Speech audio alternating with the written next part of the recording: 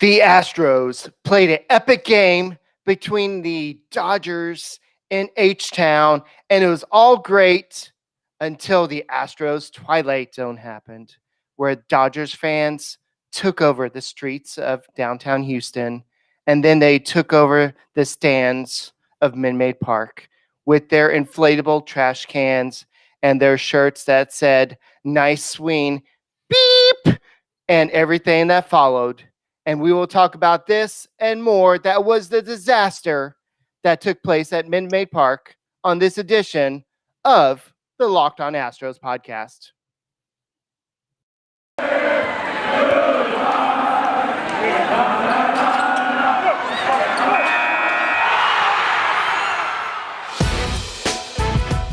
It's the Locked On Podcast Network, your team every day.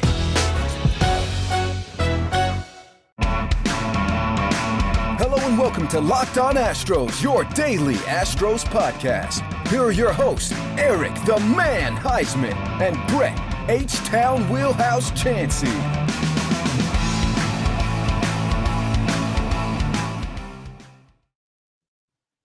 We are Locked On Houston Astros, and we hope that you join us for a daily Locked On Astros podcast, even after a super duper embarrassing loss like today's game. And you can follow us on YouTube, and please subscribe to our channel. Please, please, please, even after a embarrassing game like this, you can just follow us and subscribe to us. And we do this this show nightly, so please subscribe to us. And Brett, where can they find you on Twitter?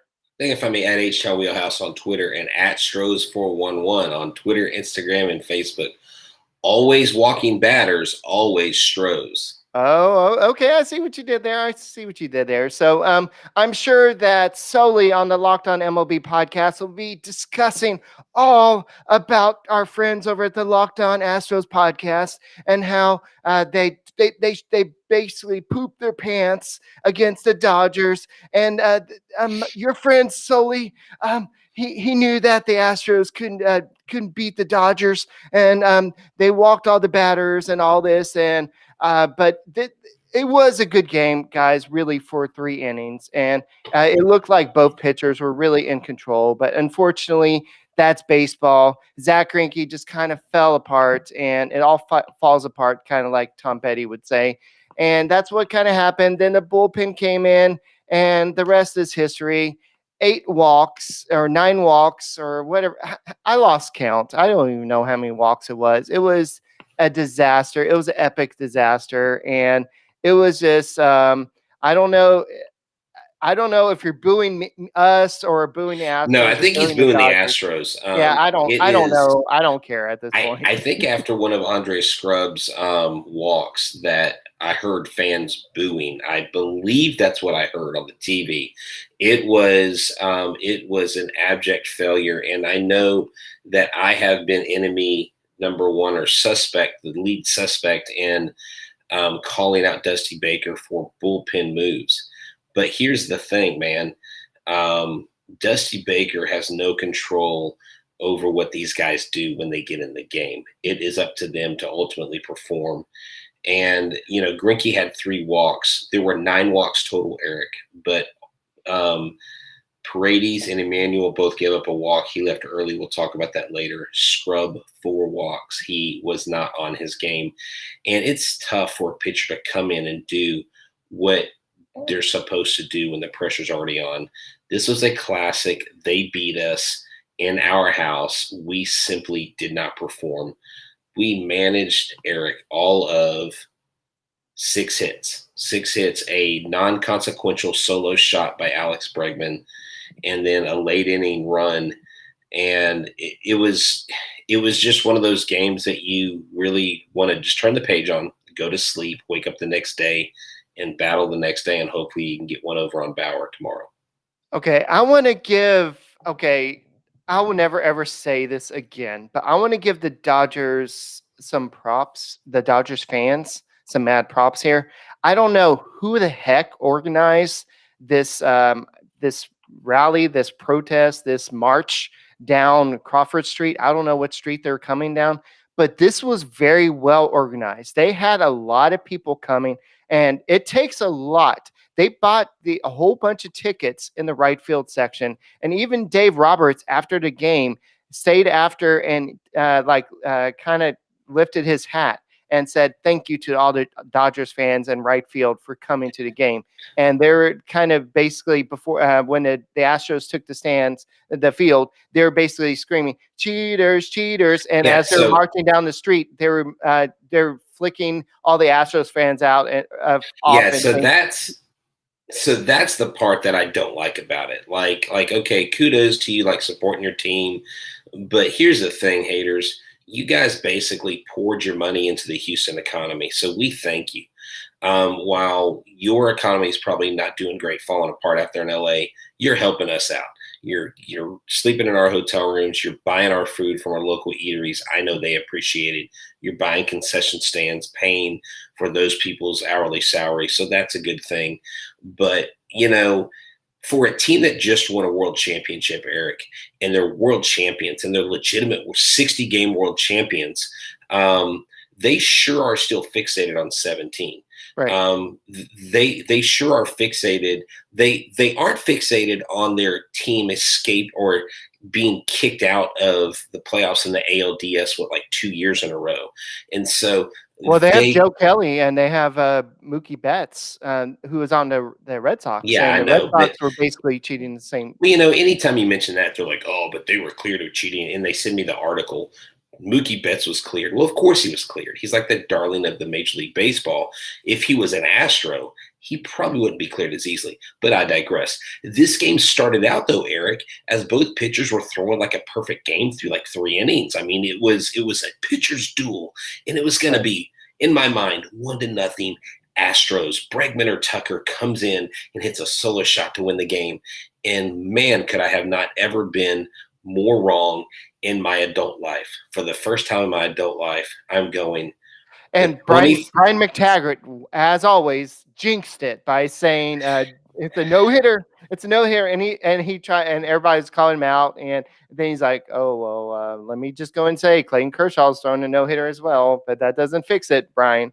I know that they don't believe in no-hitters and all that, but to kind of go back to the whole cheating thing, I don't want to we talked about that yesterday. Yeah. David Roberts said when he was asked if baseball fans will ever get over the hatred for the Astros, he said the world of sports fans doesn't really appreciate cheating. Okay.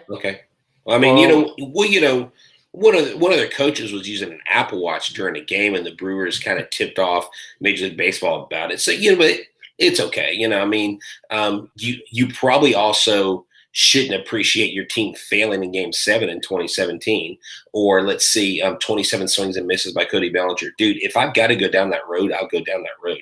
The Dodgers lost that fair and square. They lost it. They lost. Oh, okay, enough on the Dodgers. Okay. All right. So, hey, dude, emergency. 911, Dusty Baker doesn't have a bullpen right now. I mean, he does not have a bullpen, Eric. It is awful. And we have one more game, and then we have Slam Diego, and then we got the Red Sox who are red hot. Wow. And then we have the Blue Jays, then we have the Red Sox again, and then we have the Twins. I know Twins are struggling a little bit, but they still have a pretty good lineup. But as Felipe said, our bullpen is horrendous. And I know a lot of people said, well, you can't really trust Kent Emanuel because he's still rookie and Dusty Baker doesn't have a lot of experience with trusting him. But look, he's basically, we don't know what's going on with him. I don't know if they said anything after the game. I'll look in a second, but he's hurt. He left the game and he basically threw 4 straight balls. And this is a guy that's been Mr. Efficient, and he goes in there and throws strikes, and that's why Martin Maldonado was like, yeah, there's something wrong with you, dude. He was throwing 87.8 miles per hour. That he wasn't looking right. So as Joe Bustamante says, me sad too. And I'm trying to do my best. Good job, Jar Jar Binks. He's sad. So Steve Harden says Greinke had his blow up inning, and the bullpen totally blew it up. I think Dusty has lost his team.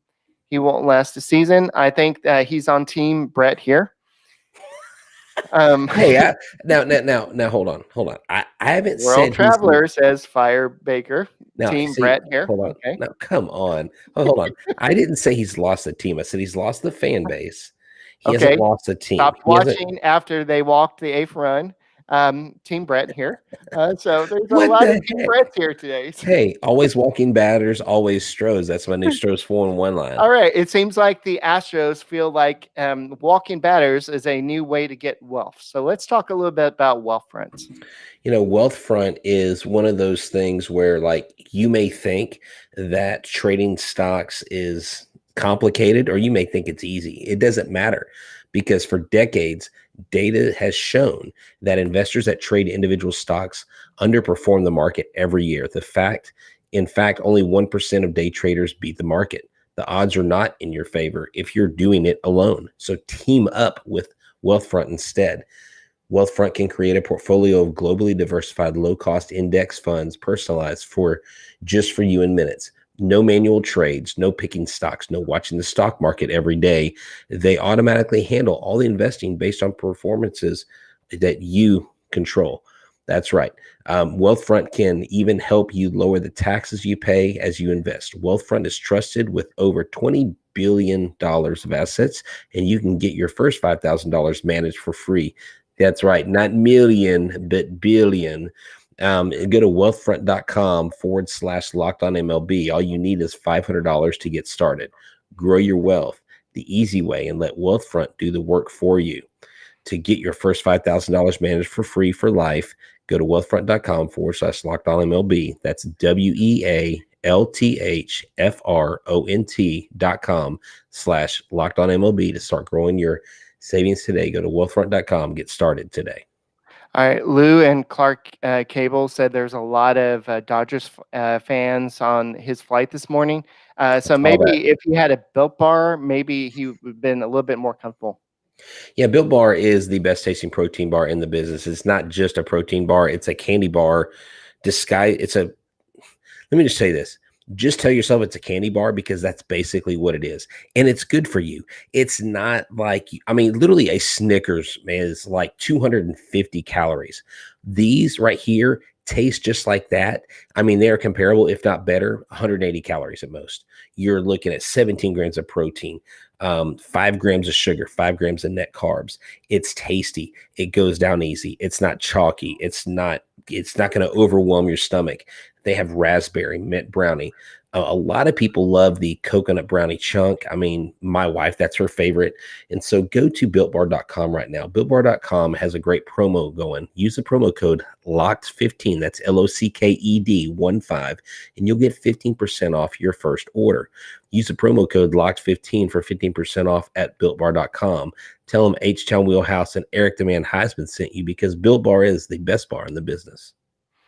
I just want to be known. I did not give myself that name. It just comes with my name, Heisman, and so it just kind of came with the name. So, so speaking of being the man, the bullpen is definitely not being the man right now. It just there's nobody you can go to and say, "Hey, you're the guy. You're my number one. You're the guy I can go to and just get the out." And Ryan Presley is the only guy you can really feel confident with. Brooks Raley is kind of that guy. Like if you're the Joker, you're looking at your crew, you're like, yeah, you're my number one. Yeah, you go away or something like that. It's just the Astros really have a bullpen problem, and they don't really have any options to really go fix it. There's not a whole lot of places to go right now. It's you look to the right, you look to the left, and neither one of them are good options. And it may be a rhythm thing, it may be a confidence thing. And the bottom line is too, Eric, this offense has not been firing on all cylinders. The averages have been dropping each day.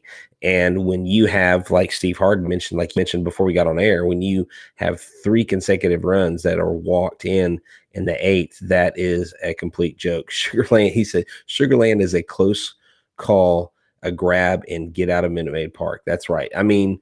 Here's the thing, though. Who are you going to bring up that is ready? Peter Solomon was pretty good. There are some arms down there, and we can look at who's down there, but they've only been playing for 2.5 weeks. I know we saw There's just not a lot of people on the 40-man roster. You're going to have to make some roster moves, and it's you're going to go through some high and lows, guys. And unfortunately, the Astros are going through a funk right now. And Micah says it right. Right? Yeah, it's awful. This game was very hard to watch. This was one of the worst games I think I've had to watch in a while. And I mean, normally you have those close games, but it's just like after the third inning, it just was like, yeah, I don't feel like this is kind of even close. And we had to answer. Texas Strong said that it was announced that Emmanuel had elbow discomfort. That's never a good thing. So we'll see what the test says. But I mean, you can kind of read his lips. He said, I just don't feel right. And you can kind of tell by the way he's normally looks so smooth in his delivery. And you can kind of read his lips. He's like, yeah, I just don't feel it. And like Martin Maldonado, he knows his pitchers and he's like, yeah, he just doesn't feel it. So, yeah. And I mean, right now, LA they've won 10 out of 11 games. They're hot right now. Their starting pitchers are getting it done. Their guys are hitting the ball, and they're just a very good team right now. The Astros aren't a very good team. The Astros have very good talent. They have high potential. Sorry, I couldn't leave it out there that long. Sorry. That's okay. But they're not going with that potential. And Zack Greinke did come off of 2 straight really good starts. And so you're right, Mr. Flores, we are in trouble with all these injuries. It is not a good thing. It could spell disaster here in the near future. And if we're not careful by the All-Star break, you're going to start talking about possibly trading big name players to maybe bring in some help or something, because we don't have the resources. We don't have the resources to go at the deadline and go get an arm, go add a bullpen guy here, there. We just don't have those resources available to us. But if you look at the Dodgers, they've been inconsistent as well. They went through a hot streak to start the year, then they went in this cold streak, and then they went. Now they're in a hot streak as well. So the good teams, they're going to struggle like this, and unfortunately, when you look at the Astros, it always goes to the bullpen. The offense is going to go through its ruts right now. Alvarez is going through an 0-15 streak right now. He was basically the Astros today. He was 0-4 with 4 strikeouts, and it's hard when one of your best hitters in your lineup is striking out like that. And unfortunately, it just wasn't the Astros day, and it just was frustrating. And yes, I know that we didn't really. I know a lot of people are saying that we didn't really get a lot of Astros opinions in that podcast yesterday against the Dodgers, and we tried to keep it neutral. And I think the Dodgers guy tried to keep it. Jeff tried to keep it as neutral as possible. So, but at the same time, I think it was a pretty good podcast as well. So, but I know this was a good game for 3 innings. Then it just like that, it just went out of control, and that's baseball. Just a flip of a hat, and it just like the title is like what was our title for our show? It was the Astros can't get anything going. So here's the thing: when I play that beat the streak on ESPN, where like you try to match Joe DiMaggio's hitting streak, and I always get like 4 to 6 games, and then I pick someone that's a surefire hit, and he goes over 4. And I looked at the Astros versus Kershaw today. I didn't pick one of them, but they all have averages over 300. I mean, they've hit Kershaw very well in their careers. And so someone actually sent me a message, a DM saying, hey, I've got Altuve and Correa on my team. Should I hit them today? And I was like, well, I don't know. Let me go look at something. So I went and looked at it. I was like, well, here's the thing. Career-wise, they do very good against them. But Kershaw's on fire. The offense isn't firing. So it's kind of Russian roulette here. It's danged if you do and danged if you don't. So take your chances. And I haven't heard what they did, but I was like, this is not an official endorsement, right, for the Astros. But another thing, Michael Brantley was out due to leg soreness because they were on turf. Okay, you have a retractable roof and you have turf. Why? You can't grow The grass with a Astros retractable roof? have a retractable roof, but I they know. have grass. I know. It's the Rangers. I heard a lot of really negative things about that stadium from people that were there at the game. I mean, the 21st Century Stadium is acting like a 17th century Coliseum, from what I understand. And so that's just, I mean, they're the Rangers, right? Hey, Whatever. Brett, let's go up there this season before the season's over, and let's go see what it's all about before we trash talk it too much, and see. Let's go see it for Let's ourselves. And okay. We'll sit in one of the 20 sections that has the obstructed view. How's that? okay, let's go. You like how I just keep that going? I'm All right, sorry, man. It's tough let's shed stadium to bet me. on that trip this summer, and let's bet on that. And it's like betting online. IG. I'm smooth like butter. BetOnline is the fastest and easiest way to bet on all your sports action. Baseball season is in full swing, and whether your bullpen is trashing it up or they're killing it, you can go to BetOnline to catch all the action. Get all the latest news and odds and info on all your sporting needs, including MLB, NBA, NHL, or even UFC or MMA. You can bet on will LeBron James ever play again, or is he too injured to play? Is his ego too hurt? Before the next pitch for baseball, before Bauer pitches, you can go to BetOnline on your laptop or mobile device and check out all the great sporting news, sign-up bonuses, and contest information. Maybe bet whether the MLB is going to suspend him from using illegal substance on the baseball. You could probably do that. So don't sit on the sidelines anymore. This is your chance to get in the game as teams prep for their runs to the playoffs. Head to the website to use your mobile device and sign up today and receive your 50% welcome bonus on your first deposit. BetOnline, your online sportsbook experts. Promo code locked on. What's he got? All righty. All right. So Alex Bregman. Okay, I know a lot of people were saying that that he's not a playoff player today. So we need this guy to kind of. I know he hit a home run today. He was basically the Astros offense until late in the game.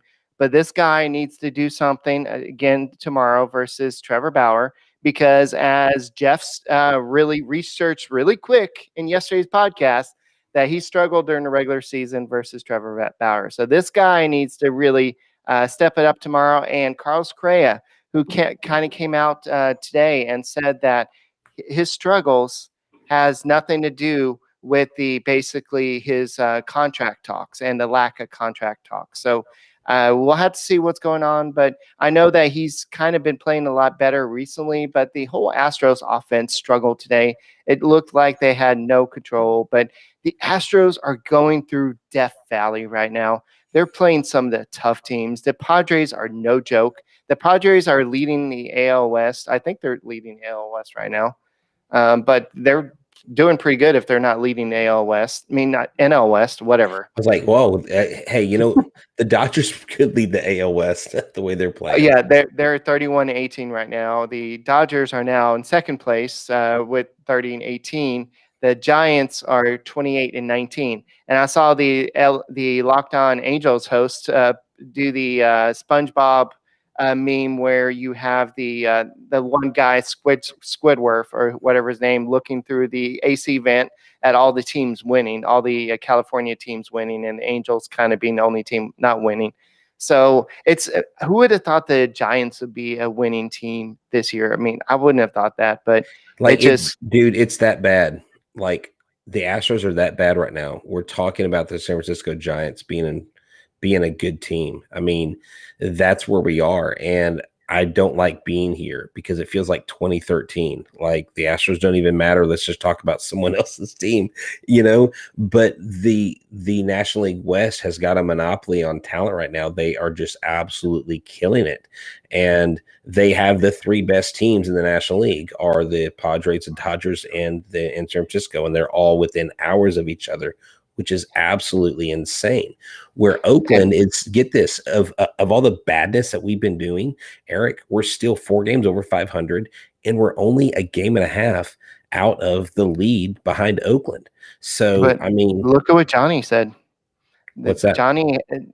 Johnny says we have 8 losses versus horrible teams. Oh, no, that is, and I was actually thinking about that, Johnny, earlier. It just hadn't come out of my head yet. but we are basically losing to the teams that we should be beating. Like, I don't mind losing a game or two to the Dodgers. I don't mind losing a game to a hot team, but when you're not winning in the games you should be winning, that in the end is going to spell doom. And it's going to take an all hands on deck team effort. We may have to recall Tyler White to do some relief pitching. I even thought about that tonight. Why not? I don't think he's even in country. I think he's playing in Korea or somewhere. But he could probably pitch better than some of our guys going on the mound right now. Yeah. So there's just always walking batters, always Stros. All right. Yeah. So a lot of people are saying we need to get to 1,000 subscribers. So guys, yeah, please retweet anytime we go ahead and post this on Twitter or anywhere. Just go and retweet this and just go and get the word out. Even if just spread this out, and we need to get this going. I know we're getting close to 300 subscriptions. I know this is technically our second week of being a official podcast on YouTube. So I know we started kind of on our own, and Tegna is kind of helping us kind of getting us going, but just help us out. And we're trying to get used to this whole video podcast and doing the audio podcast as well. So,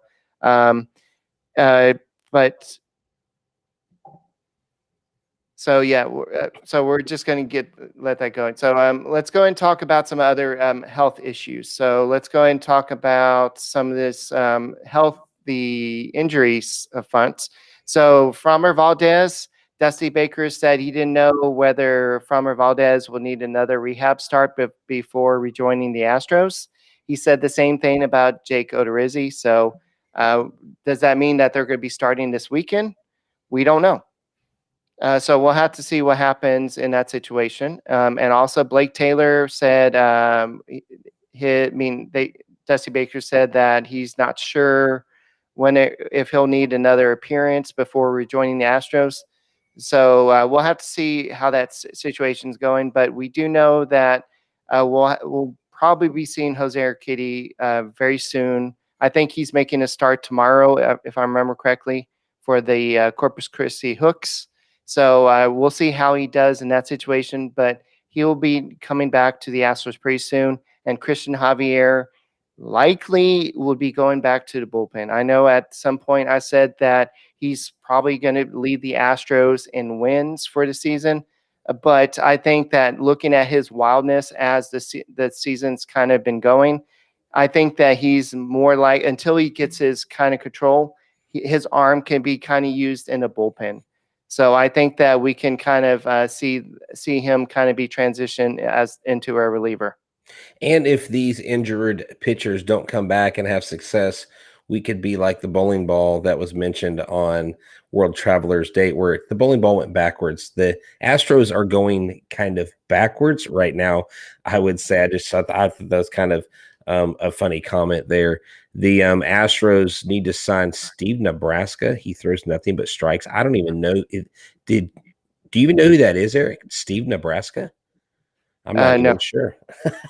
Okay, well, hey, do some research there for us, Johnny. And so here's the deal with the Astros. They simply need their dependable arms back. Gosh, just all these, Blake Taylor's out. I mean, Pedro Baez. I mean, it's just like the list goes on. And it just is going to be a rough stretch. And luckily we're in the AL West. In the AL West. And that actually helps us out quite a bit. Because if we were in a super competitive division, Eric, it would be over sooner rather than later for us.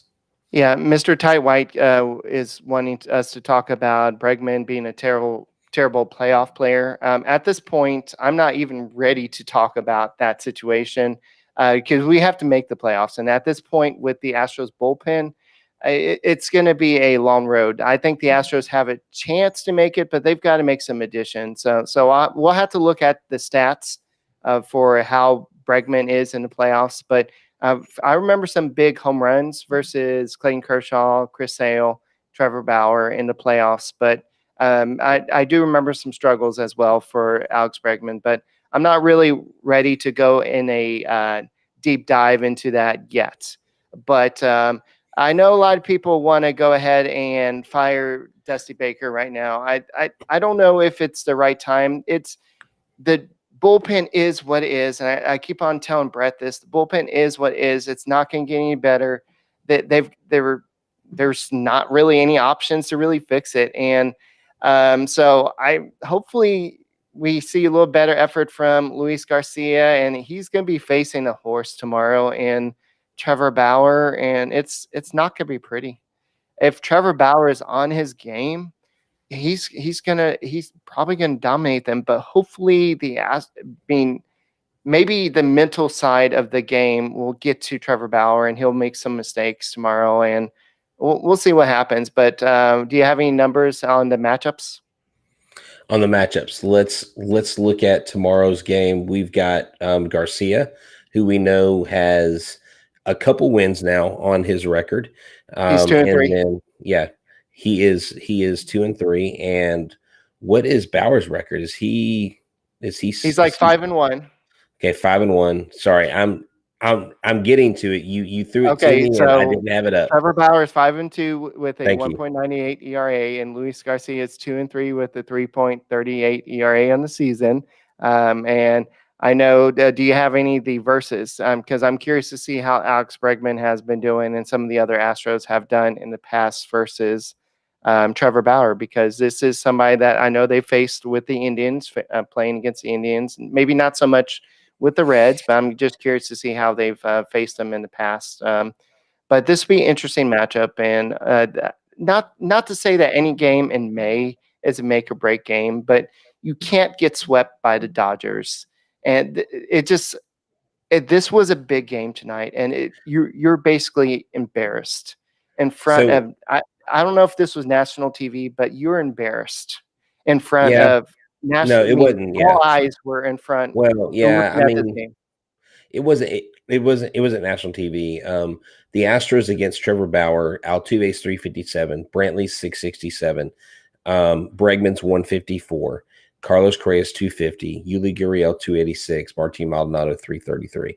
So you've got a fair amount of success against Bauer. But Bauer has basically embraced the role of being the heel. In his first outing against the Giants since joining the Dodgers, he struck out 11 over 6 1/3, playing to the booing crowd as he walked off the field.